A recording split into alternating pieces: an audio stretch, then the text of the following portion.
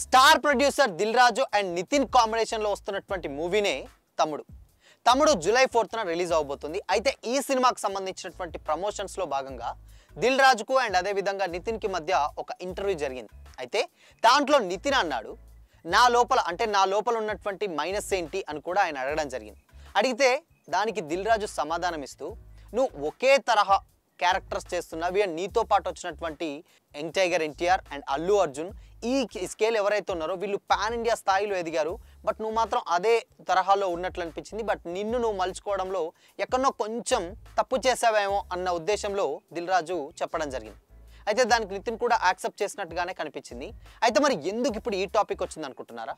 అయితే మరి నిజంగానే నితిన్ ఎందుకు ఈ సీనియర్ హీరోలు ఏదైతే పాన్ ఇండియా స్టార్స్ హీరోస్గా పిలువబడుతున్నటువంటి వీళ్ళతో పాటే ఎంట్రీ ఇచ్చి ఎందుకు ఎదగలేకపోయాడో ఒకసారి మాట్లాడితే, దానికి for example Allu Arjun Telugu cinema చరిత్రలో తనకంటూ ఒక ప్రత్యేక స్థానాన్ని ఏర్పరచుకున్నటువంటి ఐకాన్ స్టార్ అల్లు అర్జున్ తనని తాను మలుచుకుంటూ ఈరోజు పాన్ ఇండియా యాక్టర్స్లో హైయెస్ట్ రెమ్యునరేషన్ తీసుకునే స్టార్గా ఎదిగాడు. అల్లు అర్జున్ 2003లో గంగోత్రి సినిమాతో హీరోగా ఎంట్రీ ఇచ్చారు.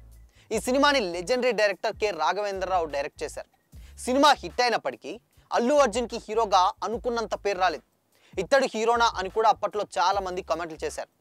ఈ సినిమాలోని అమాయకత్వం, కామెడీ టైమింగ్ బాగానే ఆడియన్స్ ఆకట్టుకున్నాయి, కానీ ఇది కేవలం ప్రారంభం మాత్రమే అని కూడా అప్పటికి ఎవ్వరికీ తెలియలేదు. తర్వాత వచ్చినటువంటి సంవత్సరం 2004లో ఆర్య సినిమా అల్లు అర్జున్ కెరీర్కు ఒక టర్నింగ్ పాయింట్ అయింది. సుకుమార్ డైరెక్షన్లో వచ్చినటువంటి ఈ సినిమా బ్లాక్ బస్టర్ హిట్ అయింది. ఆర్య సినిమా తర్వాత అల్లు అర్జున్కు స్టైలిష్ స్టార్ అనే బిరుదు కూడా తెచ్చిపెట్టింది. అప్పటికీ ఏదో పెద్ద హీరో అల్లుడు, పెద్ద ప్రొడ్యూసర్ కొడుకు కాబట్టి మన నెత్తిన పెట్టారు అన్న కామెంట్లు గంగోత్రి వరకు వచ్చాయి. బట్ గంగోత్రి తర్వాత ఎప్పుడైతే ఆర్య వచ్చిందో ఇదంతా చేంజ్ అయిపోయింది. అండ్ వాళ్ళంతా ఇక ఆ సినిమా ఆర్యతో చూసిన తర్వాత అల్లు అర్జున్ డ్యాన్స్లకు అండ్ స్టైల్స్కు ఫ్యాన్స్ పెరిగిపోయారు. దాని తర్వాత బన్నీ, ఆర్య 2, పరుగు వంటి సినిమాలు అల్లు అర్జున్ను కమర్షియల్ హీరోగా నిలబెట్టడానికి కొంచెం ప్లస్ అయ్యాయి. బట్ ఈ సినిమాలో ఆయన డ్యాన్స్, ఫైట్స్, కామెడీ టైమింగ్ అన్నీ కూడా మరియు ఎమోషనల్ పర్ఫార్మెన్స్ ఏదైతే ఉన్నాయో అవి కూడా ఆడియన్స్ని ఎంతగానో ఆకట్టుకున్నాయి. అండ్ ఇక ఇదే టైంలో అల్లు అర్జున్ తెలుగు ప్రేక్షకులకు మరింతగా దగ్గరయ్యారు. ఇక 2011 నుంచి వెళ్ళి 2017 వరకు బన్నీకి అన్నీ కూడా ప్రయోగాత్మకమైన దశ అని చెప్పొచ్చు. ఎందుకంటే స్టార్డమ్ వచ్చింది. స్టార్డమ్ వచ్చినా కూడా అల్లు అర్జున్ కొత్తదనం కోసం ప్రయోగాలు చేయడానికి కూడా వెనుకాడలేదు. జూలై ఏంటంటే జూలైలో కంప్లీట్గా ఒక హీరోయిజాన్ని ఎలివేట్ చేస్తూనే అదే క్యారెక్టర్, అదే మాస్ క్యారెక్టర్ కామెడీ కూడా చేస్తూ ఉంటుంది. బట్ ఇద్దరు అమ్మాయిలతో కూడా సేమ్ టైం ఇద్దరు అమ్మాయిలతో కూడా కంప్లీట్గా కామెడీ తోటి కొంచెం సీరియస్నెస్ ఉంటుంది. ఇక రేసు గుర్రం కూడా కంప్లీట్గా 2013లో వచ్చినటువంటి రేసు గుర్రం కూడా కంప్లీట్గా ఇదొక డిఫరెంట్ స్టోరీ. అంటే అంతే మాస్లో ఉన్నటువంటి ఫైట్ సీక్వెన్సెస్ ఆయన చేస్తూ ఉంటాడు, బట్ దాంట్లోనే మళ్ళీ కామెడీ. సో రెండుని చాలా పర్ఫెక్ట్గా బ్యాలెన్స్ చేశాడు. ఇంకా ఆ తర్వాత వచ్చినటువంటి సరైనోడు కూడా సేమ్ యాక్షన్లో పాటు కామెడీని జోడించేటువంటి ఒక క్యారెక్టర్ అది. అంటే ఆయన కామెడీ టైమింగ్ అండ్ మాస్తో చేసినా కానీ దాన్ని కొంచెం పర్ఫెక్ట్గా ఆ మాస్కి ఆ కామెడీకి కొంచెం సింక్ అవుతుంది. సో అది కూడా చాలా పెద్ద హిట్ అయింది. ఇక ఆ తర్వాత దువ్వాడ జగన్నాథం కంప్లీట్గా ఒక ఎక్స్పెరిమెంట్. అంటే ఒక పూజారి క్యారెక్టర్ చేసేటువంటి ఒక క్యారెక్టర్, దాంతో అక్కడ మళ్ళీ అన్యాయాన్ని ఎదిరించేటువంటి ఒక క్యారెక్టర్. సో రెండు కూడా ప్యారలల్గా వచ్చేటువంటి క్యారెక్టర్స్. దాంట్లో కూడా ఒక కామెడీని, ఒక కొత్తదనాన్ని పండించాడు అల్లు అర్జున్. అయితే ఈ సినిమాలు ఆయన కెరీర్లో ఒక మైల్ స్టోన్గా నిలిచాయని చెప్పొచ్చు. అయితే ఈ సినిమాలో అల్లు అర్జున్ మాస్, క్లాస్ మరియు కామెడీ క్యారెక్టర్స్తో తన నటను ఆడియన్స్కి నిరూపించుకున్నారు. ఇక ముఖ్యంగా సరైనోడు సినిమా మాత్రం అప్పట్లో భారీ విజయాన్ని సాధించింది. అండ్ ఇక ఆయనకు మాస్ ఫాలోయింగ్కు పెంచిన సినిమా కూడా చెప్పొచ్చు. ఇక ఆ తర్వాత వచ్చినటువంటి అలా వైకుంఠపురంలో ఈ సినిమా అల్లు అర్జున్ కెరీర్లోనే అతిపెద్ద సక్సెస్లో ఒకటి. త్రివిక్రమ్ శ్రీనివాస్ డైరెక్షన్లో వచ్చినటువంటి ఈ సినిమా బాక్స్ ఆఫీస్ వద్ద రికార్డులను క్రియేట్ చేసింది. ఈ సినిమాలోని కంప్లీట్గా పాటలు అండ్ సేమ్ దీంట్లో కూడా కామెడీ అండ్ మరియు దాని తర్వాత అల్లు అర్జున్ స్క్రీన్ ప్రెజెన్స్ అన్నీ కూడా ఆడియన్స్ని మంత్రముగ్ధులను చేశాయి. ఈ సినిమాతోటి అల్లు అర్జున్ తన స్టార్డమ్ను మరో స్థాయికి తీసుకెళ్ళింది. అంటే ఆయన అలానే స్టాండర్డ్గా చేస్తుంటారు, పెద్దగా ఎగరడు, దునకరు, ఇలాంటి ఒక డిఫరెంట్ క్యారెక్టర్ చేసి కూడా సక్సెస్ కొట్టారు. ఇక దాని తర్వాత వచ్చినటువంటి Pushpa the rise. So Pushpa కూడా అల్లు అర్జున్ను పాన్ ఇండియా స్టార్గా మార్చినటువంటి సినిమా. సుకుమార్ సేమ్ మళ్ళీ డైరెక్షన్లో వచ్చినటువంటి ఈ సినిమా తెలుగులోనే కాకుండా అటు హిందీ, తమిళ్, మలయాళం, కన్నడ ఆల్ లాంగ్వేజ్లో కూడా మంచి సక్సెస్ని అందించుకుంది. అండ్ దాని తర్వాత అల్లు అర్జున్ పుష్పరాజ్ పాత్రలో కంప్లీట్గా జీవించారని చెప్పారు. ఇక ఆయన బాడీ లాంగ్వేజ్ కానీ, ఆయన మాడ్యులేషన్స్ కానీ, ఆయన పర్ఫార్మెన్స్ కానీ కంప్లీట్గా ఆడియన్స్ని చాలా చాలా ఆశ్చర్యపరిచాయి. ఇక ఈ సినిమాతో ఆయనకు ఆల్మోస్ట్ నేషనల్ అవార్డు కూడా రావడం జరిగింది. సో ఇది మొత్తంగా అల్లు అర్జున్ ఎప్పటికప్పుడు ఒక మాస్ని, దాని తర్వాత గతంలో వచ్చినటువంటి దేశముద్ర వచ్చింది. దేశముద్ర అప్పటి వరకు కూడా ఒక స్టాండర్డ్గా ఒక నార్మల్ హీరోగా చేస్తున్నటువంటి ఒక క్యారెక్టర్. బట్ అందుకు నేను ఏదో సౌత్ కాకుండా సౌత్ హీరోలకు సిక్స్ ప్యాక్ చేయడం అంత కష్టం అని చెప్పేసి ఎవరో ఒక హీరోయిన్ అన్న మాటకు దాన్ని ఇగోగా తీసుకొని ఎస్ సౌత్ వాళ్ళు కూడా సిక్స్ ప్యాక్ చేసి చూపెట్టగలుగుతారు అని కూడా సౌత్లోనే for the first time six packs చేసినటువంటి ఏకైక హీరో అల్లు అర్జున్. సో అలా చాలా తనకు మార్చుకుంటూ అండ్ మౌల్ చేసుకుంటూ ఎప్పటికప్పుడు కొత్తదనంగా కొత్త స్టోరీలు ఎక్స్పెరిమెంట్స్ అన్నీ చేసుకుంటూ కూడా ఈరోజు పాన్ ఇండియా రేంజ్లో ఒక హైయెస్ట్ రెమ్యునరేషన్ తీసుకున్నటువంటి ఒక హీరోగా ఎదిగాడు.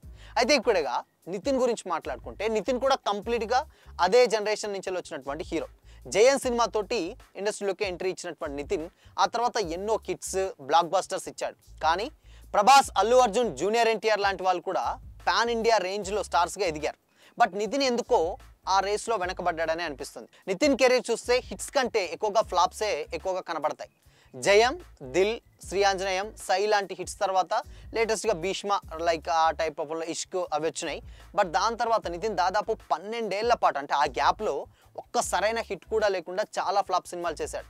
దీనికి మెయిన్ రీజన్ సరైన స్క్రిప్ట్లే సెలెక్ట్ చేసుకోలేకపోవడం, దాని తర్వాత ట్రెండ్ ఫాలో అవ్వకపోవడం అండ్ ఇండస్ట్రీలో ట్రెండ్ మారుతున్నప్పుడు కూడా దానికి తగ్గట్టుగా తనకి తాను మార్చుకోలేకపోవడం అండ్ ఒకే రకమైనటువంటి లవ్ స్టోరీస్, రొటీన్ మాస్ సినిమాలతోటి పరిమితం అవ్వడం అండ్ దాని తర్వాత ఎక్స్పెరిమెంట్ చేయకపోవడం, తన కంఫర్ట్ జోన్ నుంచి వెళ్ళి బయటకు వచ్చి కొన్ని డిఫరెంట్ క్యారెక్టర్స్ ఏదైతున్నాయో అవి ఎంచుకోలేకపోవడం, ఒక్క పెద్ద హిట్ పడ్డాక కూడా తర్వాత సినిమాపై ఫోకస్ పెట్టకుండా వచ్చిన అవకాశాలనే ఒప్పేసుకోవడం అండ్ డైరెక్టర్లను సెలెక్ట్ చేసుకోవడంలో కొన్ని తప్పులు చేయడం లాంటివి చేశాడు. సో దీనివల్ల ఆయనకు ఎఫెక్ట్ పడిందనే చెప్పాలి.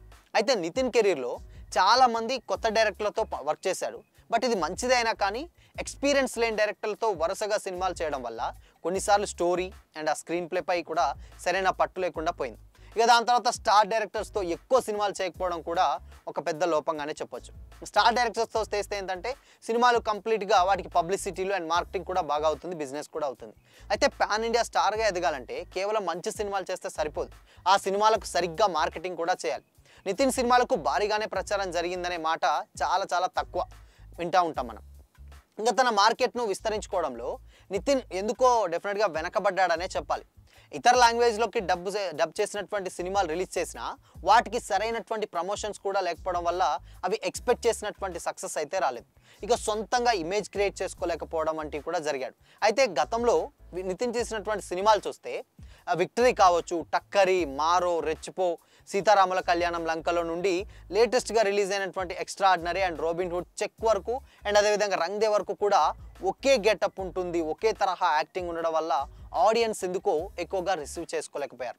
ఇన్ఫ్యాక్ట్ ప్రభాస్ బాహుబలితోటి అండ్ దాని తర్వాత అల్లు అర్జున్ పుష్పతోటి, జూనియర్ ఎన్టీఆర్ ట్రిబుల్ తోటి, దేవర్ లాంటి సినిమాలతో ఒక ప్రత్యేకమైనటువంటి ఇమేజ్ని వాళ్ళు సొంతం చేసుకున్నారు. కానీ నితిన్ విషయంలో మాత్రం అది ఎక్కడ పెద్దగా జరగలేదు. అతను రకరకాల క్యారెక్టర్స్ చేసినప్పటికీ కూడా ఒక పర్టికులర్ జోనర్లను లేదంటే ఒక ప్రత్యేకమైనటువంటి యాక్షన్స్ హీరోగానో లేదంటే రొమాంటిక్ హీరోగానో కూడా నిలదొక్కోలేకపోయాడు. సో ఇది పాన్ ఇండియా వైడ్గా కూడా తనని తాను ప్రాజెక్ట్ చేసుకోవడానికి కూడా అంటే ఆ ప్రాజెక్ట్ లేదని చేయడానికి చాలా అడ్డుగా మారింది. అయితే నితిన్ ఇండస్ట్రీలోకి వచ్చినప్పుడు అతనికి పోటీగా చాలామంది యంగ్ హీరోలు ఉన్నారు అప్పట్లో. అల్లు అర్జున్ కావచ్చు, ప్రభాస్ కావచ్చు, జూనియర్ ఎన్టీఆర్ కావచ్చు, మహేష్ బాబు లాంటి వాళ్ళు కూడా వరుస విజయాలతో ఇప్పుడు ప్రజెంట్ సిచ్యువేషన్లో దూసుకుపోతున్నా. కానీ ఈ పోటీని తట్టుకొని నిలబడాలంటే మాత్రం ఇప్పుడున్న జనరేషన్స్లో కొన్ని డిఫరెంట్ కథలు వినాలి అండ్ దాని తర్వాత భారీ బడ్జెట్ సినిమాలు చేయాలి, అవన్నీ చేయాలి. బట్ అయితే నితిన్ కెరీర్లో అలాంటి ప్రయోగాలు చాలా తక్కువ. ఇక ఇప్పుడు నితిన్ తమ్ముడు సినిమాతోటి రాబోతున్నాడు. తమ్ముడు ఒక ఎక్స్పెరిమెంటల్ ఫిల్మ్ లాగానే అనిపిస్తుంది. బట్ దాని తర్వాత ఎల్లమ్మలతో కూడా వస్తున్నాడు. ఈ సినిమాలతో అయినా కూడా నితిన్ తన మార్కెట్ను కంప్లీట్గా పెంచుకోవాలి, లేదంటే ప్రాబ్లం అవుతుంది అనేది కూడా ఇక్కడ ఇంట్రెస్టింగ్గా మారింది. అండ్ ఒక యాక్షన్ ఎంటర్టైనర్గా వస్తున్నటువంటి ఈ సినిమా నితిన్కు ఒక కొత్త ఇమేజ్ని ఇస్తుందేమో చూడాలి. అయితే పాన్ ఇండియా స్టార్గా ఎదగాలంటే కేవలం ఒక సినిమా సరిపోదు, దానికి చాలా ప్లానింగ్, సరైన స్టోరీసు అండ్ భారీ ప్రమోషన్స్ చాలా ఇంపార్టెంట్. మొత్తంగా చూస్తే నితిన్ టాలెంట్ ఉన్న హీరో, కానీ సరైన కెరీర్ ప్లానింగ్ అండ్ స్క్రిప్ట్ విషయంలో కొంచెం లోపాలు అండ్ మార్కెటింగ్ లేమి వల్ల ఈ కారణాల వల్ల అతను పాన్ ఇండియా స్టార్గా అయితే ఎదగలేకపోయాడనే చెప్పొచ్చు. ఇప్పుడు తమ్ముడు ఆల్రెడీ రిలీజ్కి ఉంది, దాని తర్వాత ఎల్లమ్మ వస్తుంది, దాని తర్వాత విక్రమ్ కే కుమార్ మనం డైరెక్టర్ విక్రమ్ కే కుమార్ లాంటి స్టార్ డైరెక్టర్ తోటి సినిమాలు ఉన్నాయి. బట్ ఫ్యూచర్లో అయినా మంచి నిర్ణయాలు తీసుకొని మంచి స్టోరీలు వింటే మాత్రం డెఫినెట్గా అండ్ నితిన్ కూడా పాన్ ఇండియా స్థాయిలో తనకంటూ ఒక గుర్తింపు తెచ్చుకొస్తాడంలో ఎలాంటి డౌట్ అయితే లేదు. సో మొత్తంగా ఏంటంటే నితిన్కి ఈ రొటీన్ స్టోరీస్ అండ్ దాని తర్వాత ఒకే తరహా చేయడం వల్ల చాలామందికి కొంచెం ఇబ్బందిగా అనిపించుండొచ్చు. సో మరి మీకేమనిపిస్తుంది?